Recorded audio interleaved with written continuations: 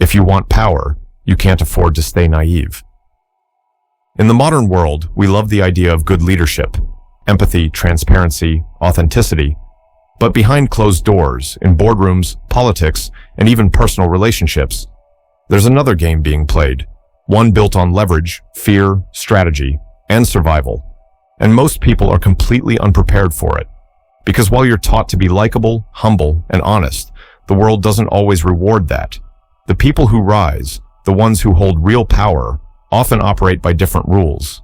They know how to read the room, how to bend perception, how to win, even when the odds are against them.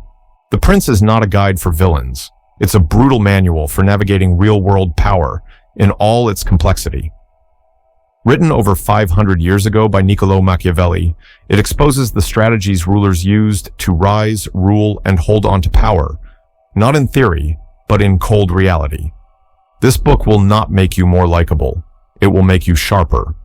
If you're ready to think like a leader in a world that rewards manipulation over merit, this audiobook is for you. Welcome to Summary Cortex, your home for powerful book summaries and life-changing ideas. Let's begin. Chapter 1. Chapter 1. Power isn't given, it's taken, and then defended. Most people misunderstand how power works. They think titles, elections, or promotions give you control. But the Prince opens with a blunt lesson.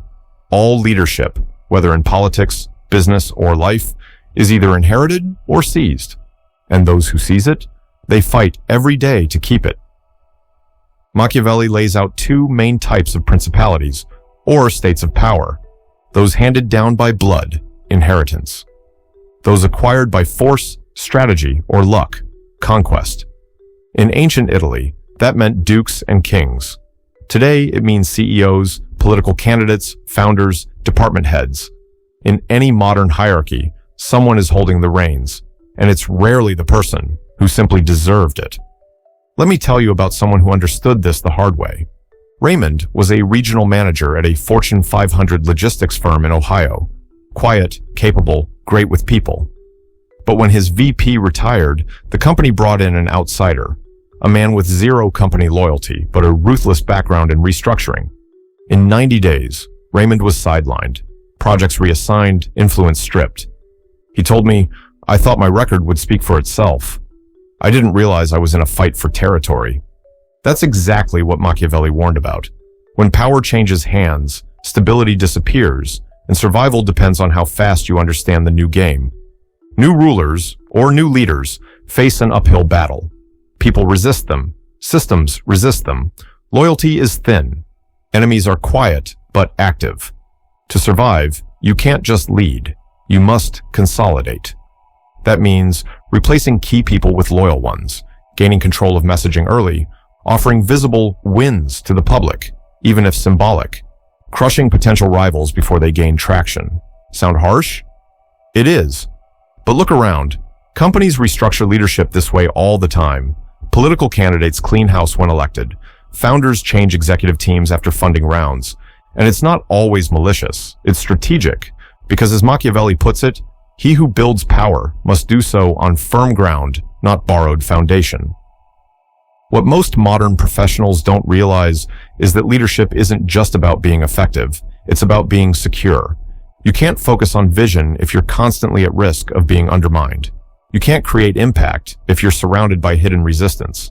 That's why Machiavelli says it's easier to rule a country you inherit. People are already used to your family's leadership, but when you take power, you have to reshape everything, quickly, and intelligently.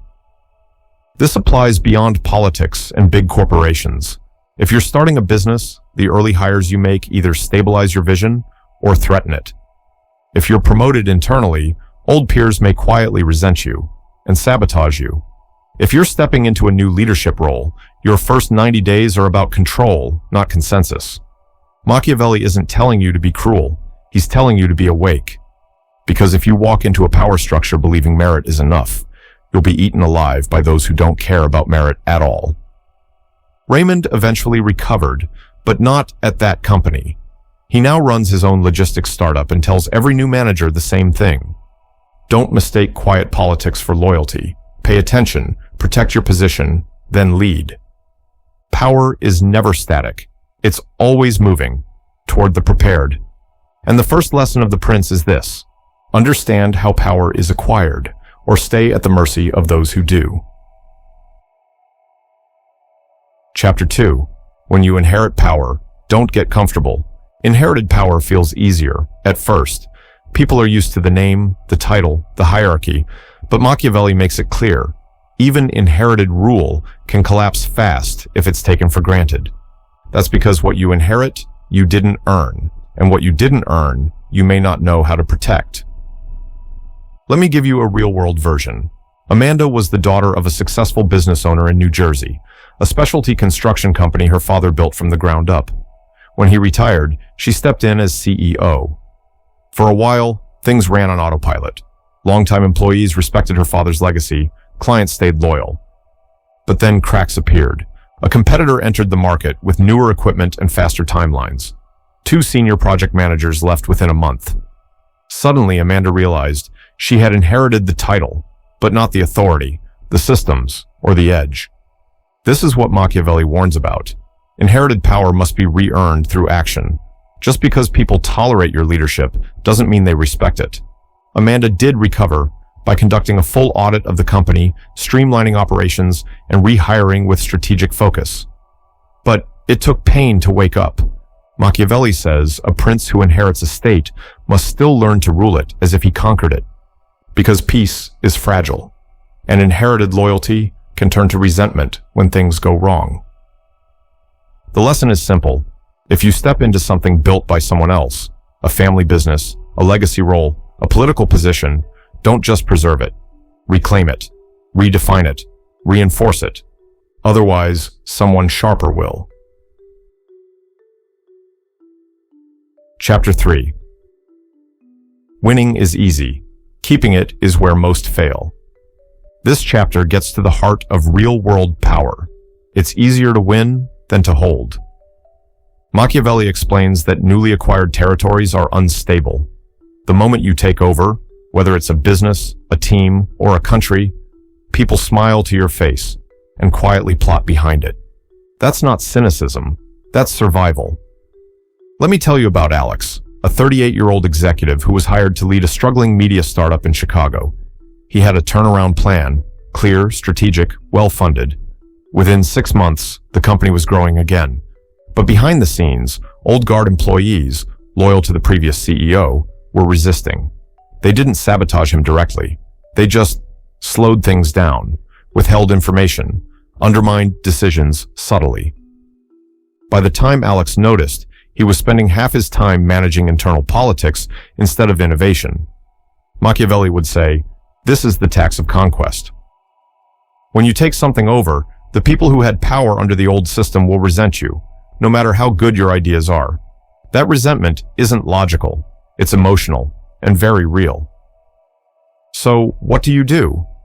Machiavelli gives brutal advice: eliminate threats early, win over the undecided with rewards, and build loyalty through new structures. It may sound cutthroat, but think of any real-life merger, political election, or leadership transition. This pattern repeats every time. You can't just bring new ideas, you must bring new control. Alex eventually instituted a clear accountability system, rotated team leads, and removed one toxic department head. Only then did his vision take root. So, if you're stepping into something new, don't just celebrate the win, expect the resistance, because getting the crown is a moment, keeping it is a campaign. Chapter 4. Don't let loyalty fool you. It's often just fear or habit. Machiavelli dives deeper into a key political structure, whether a state is ruled by one absolute leader or many powerful nobles. Why does this matter? Because it tells you what kind of risk you're dealing with. Let me give you a modern example. Sophie was hired as head of compliance at a major tech company in San Francisco. The founder was a strong central figure, decisive, vocal, deeply involved in every decision. When he stepped down, Sophie expected chaos, but instead, things ran surprisingly smoothly. Why? Because when one powerful figure rules alone, and that figure leaves, no single person can easily replace or challenge the next leader. There's structure, and people are used to following one voice. Now contrast that with Daniel, who was promoted to director at a nonprofit that was governed by a board of 9 donors, each with their own opinions, pet projects, and networks. Every decision became a power struggle. He had to constantly negotiate, maneuver, please one faction without alienating another. Machiavelli saw this too. A country ruled by a central monarchy is easier to conquer, but also easier to manage, because people are used to obedience. But a country with many nobles, or a modern company with multiple power players, is harder to conquer and harder to control, because influence is already fractured. So what's the point? Know the structure before you make a move. Before you accept that leadership role, run for that position, or buy that company. Understand who holds influence. Is it one person or a group? Is loyalty built on fear, tradition, shared interest, or nothing at all? Machiavelli teaches us to see beyond titles, to understand the real architecture of power, because success doesn't just depend on who you are, it depends on the system you step into.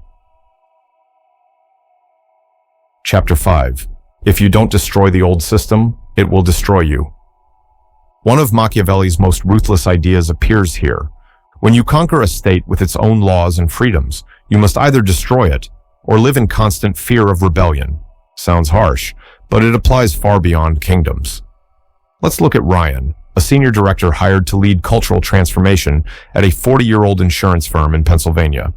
The company said they wanted innovation. What they meant was, do it our way, but slightly faster.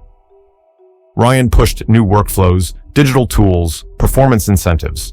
In response, passive-aggressive resistance.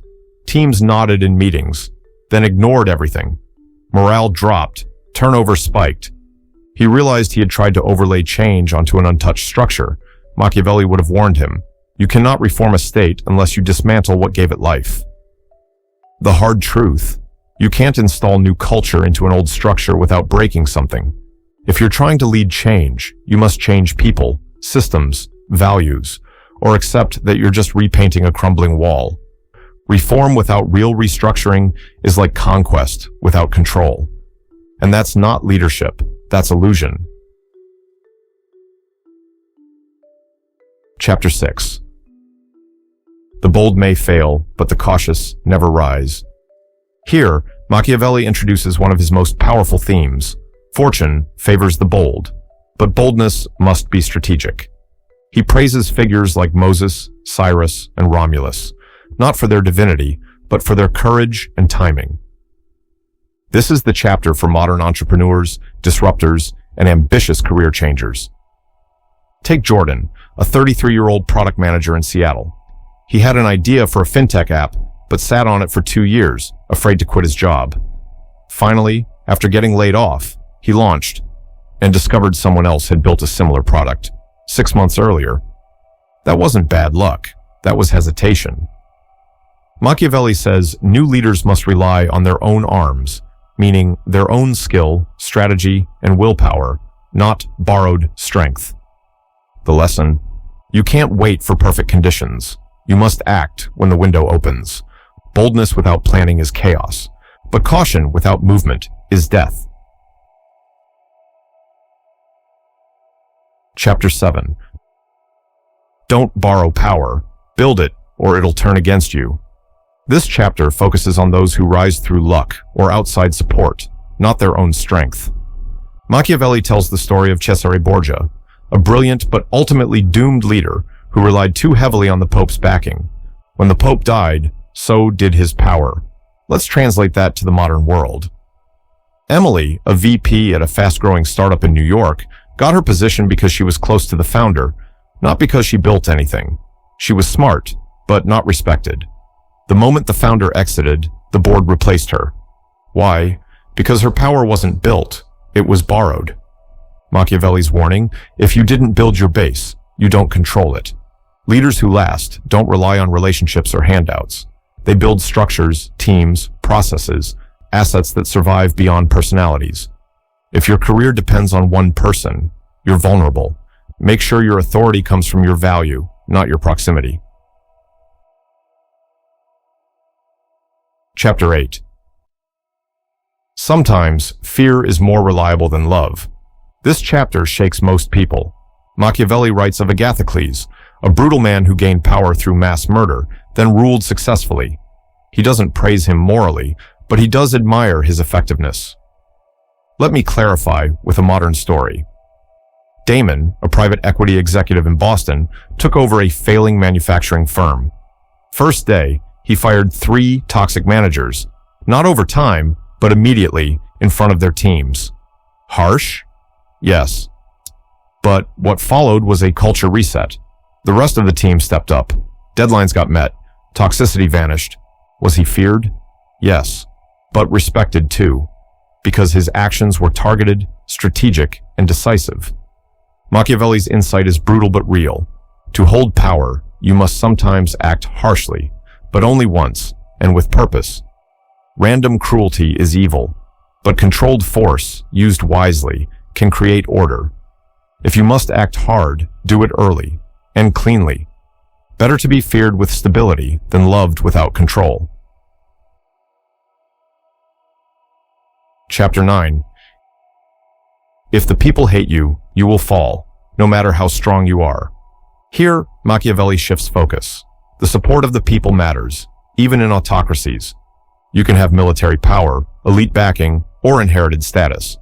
But if the majority despises you, you're finished. Modern example. Jeff, a tech startup founder in Austin, raised $30 million in Series B funding. But his team hated the toxic culture. Long hours, no transparency, no growth. Glassdoor reviews were brutal. Turnover soared. Investors lost faith. Within 18 months, Jeff was replaced by a CEO with people skills. Machiavelli would say, "A prince must avoid being hated even if he cannot always be loved." What does this mean today? You don't have to be everyone's friend, but you must be fair, consistent, and seen as just. You must avoid being viewed as greedy, arrogant, or careless with others' well-being. Because power can survive discomfort, but it cannot survive disgust. Chapter 10. Make yourself unshakable, even in crisis. Machiavelli poses a key question. What happens to a leader when things fall apart? His answer, the strong prepare before disaster hits. Let me introduce Julia, a hotel owner in Miami. During the pandemic, she didn't panic. She had emergency reserves, a network of suppliers, and a bare-bones mode operational plan already written. While competitors shut down, she survived, and actually expanded by acquiring 2 distressed properties. Machiavelli would have applauded her. A smart ruler builds defenses during peace. He ensures the city can feed itself, the army is trained, and the walls are strong, so that when trouble comes, he doesn't beg for help. He controls the chaos. Whether you're a founder, a parent, or a manager, your real strength isn't in the good days. It's in what you've built before the storm. Chapter 11. Religious power is real and can't be ignored. Here, Machiavelli acknowledges the one form of power that works completely differently: spiritual authority. He uses the example of the papal states, small in size, massive in influence, because their power didn't come from armies. It came from belief. Let's connect this to modern leadership. Think of leaders like Martin Luther King Jr. or even Steve Jobs, not just respected, but revered. Their power wasn't institutional, it was ideological. They represented values bigger than themselves. If you're leading a mission-driven startup, political movement, or nonprofit, remember, faith, meaning, and story are currencies too. The lesson isn't to manipulate faith, it's to understand that ideas rule people longer than force ever will. So ask yourself, what deeper belief do people attach to your leadership? If none, your influence will be fragile. Chapter 12. Armies matter, but loyalty matters more. This chapter digs into military strategy, but its lessons apply directly to any organization. Machiavelli warns against hiring mercenaries, soldiers who fight for money, not loyalty. They abandon you in crisis. Today, that's the equivalent of relying too heavily on consultants, contractors, or fair-weather allies. Let me explain with a story.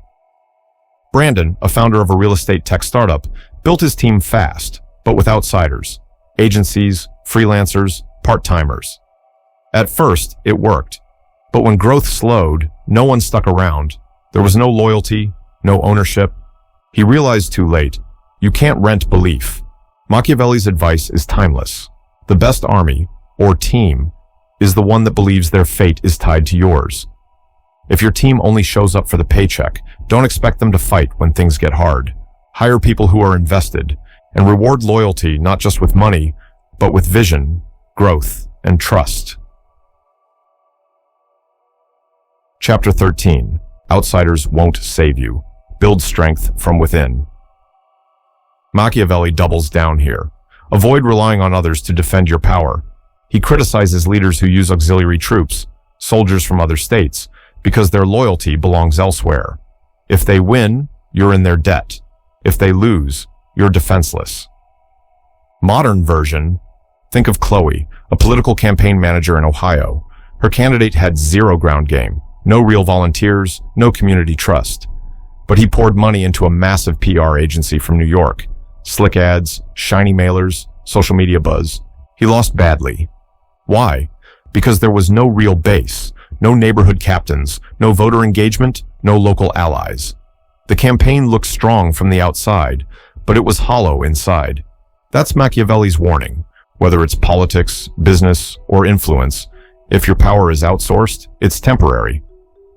True strength comes from the people who believe in you, the systems you control, the culture you shape, the team you built, not the one you rented. You can't subcontract loyalty. If you want to last, build deep, not wide. Chapter 14. Study power like your life depends on it, because it does. Machiavelli urges every prince to study the art of war relentlessly, even in peace. Why? Because when you don't prepare in calm, you'll panic in crisis. Let's talk about Malik, a nonprofit founder in Philadelphia. For years, things ran smoothly. Grants came in, programs ran well. But he never studied policy shifts, donor behavior, or new grant landscapes. When a new administration slashed funding, he was caught flat-footed. Contrast that with Lauren, another founder who tracked every policy, built reserves, diversified income. She didn't just survive, she expanded when others collapsed. Machiavelli's message? Power belongs to those who train, while others relax. Study leadership, study negotiation, study strategy. Because when the world changes, and it will, you'll either adapt or disappear. Chapter 15. Forget idealism, learn to lead in the world as it is. This chapter marks a shift in tone, and it's Machiavelli's most controversial idea. Good people fail because they expect the world to reward virtue, but the world doesn't work that way. You want honesty, fairness, transparency? That's fine, but don't assume others play by those rules. Look at Darren, a school superintendent in Chicago. He was brilliant, ethical, principled, and got eaten alive by local politics. Teachers' unions, school boards, local donors, all had agendas. He tried to stay above it. They buried him. Machiavelli says, "It is better to be flexible than ideal. You must know how to act good and how to act otherwise when necessary." That doesn't mean abandon ethics. It means don't be naive. Be good, but don't be soft. Be honest, but don't be blind. Understand the world as it is, not as you wish it were. That's leadership. Chapter 16. Generosity will drain you. Be strategic instead. It feels good to give. But Machiavelli warns, unchecked generosity will bankrupt a leader. If you try to buy loyalty through gifts, perks, and handouts, you'll either run out of money or be forced to tax your people heavily, making them hate you. Let's look at Amy, a department head in Los Angeles. She wanted to be liked. She gave constant bonuses, lenient deadlines, tons of flexibility. At first, morale was high, but productivity dropped. When she tried to enforce standards, the team revolted. Why? Because generosity, once expected, becomes entitlement, and cutting back feels like betrayal. Machiavelli advises, be measured, give strategically, Make sure generosity doesn't weaken your position. Leadership isn't about being liked. It's about being respected. And sometimes that means saying no to protect the whole. Chapter 17. It's better to be feared than loved if you can't be both. This is Machiavelli's most quoted and most misunderstood line. He doesn't say be cruel. He says, if you must choose between being loved and feared, choose fear because it's more stable. Here's why. People's love is conditional. It disappears in hard times. But fear, if not based in cruelty, is reliable. It makes people respect boundaries. Danielle, a startup COO in Atlanta, tried the cool boss approach. Open door policy, casual vibe, full autonomy. Her team liked her until she had to lay off staff. Suddenly, love vanished and chaos took over. Her successor, calm, firm, structured. Not fun, but respected. And the company stabilized. Machiavelli reminds us, fear, if controlled and just, builds order. Love alone doesn't. If you can earn both, great. But if you must choose in crisis, choose strength. Chapter 18. A good leader must know how to lie. This chapter pushes boundaries. Machiavelli says, successful leaders often appear virtuous, but know when to deceive. Truth is a tool, not a rule. Let me be clear. He's not glorifying dishonesty. He's describing reality. Think of every major political negotiation, corporate merger, or public crisis response. Half-truths, delayed transparency, staged optics. It's all strategy. Kayla, a VP of communications, once told me, we don't lie, but we manage the truth in doses people can handle. That's Machiavelli's point. Don't lie for ego, but learn to protect vision through control of narrative. You can't afford to be painfully honest in a dishonest world. You must walk the line between principle and power, or be removed by those who can. Chapter 19. Avoid being hated. That's the line you never cross. Fear is useful, but hatred is fatal. Machiavelli warns, if people believe you are cruel for your own gain, if they think you disrespect family, religion, or fairness, they will turn against you. And when the people turn, even strong armies can't save you. In modern leadership, this means don't publicly shame others. Break sacred values, like transparency or fairness. Act entitled or disconnected. Be firm, but be seen as just. If you make hard decisions, communicate them with clarity and compassion. Reputation is your silent army. Once lost, it rarely returns. Chapter 20. Don't give people weapons if you don't trust them. This final chapter wraps with practical advice. Never arm those who may turn against you. In ancient times, this meant literal weapons. But today, it means power, access, data, influence. Let's say you hire a manager with questionable loyalty. Then you give them control of budgets, people, and strategy. If they walk, or worse, sabotage, that's your failure, not theirs. Machiavelli's rule, trust must be earned before power is delegated. The reverse is also true. Don't disarm loyal allies. If someone's been with you through storms, empower them. Reward loyalty. Because leadership isn't just about who's under you. It's about who's with you when things go dark. If this book moved you, our next audiobook will go even deeper. The Art of War by Sun Tzu. Available in the end screen and description below. Thank you for listening to Summary Cortex.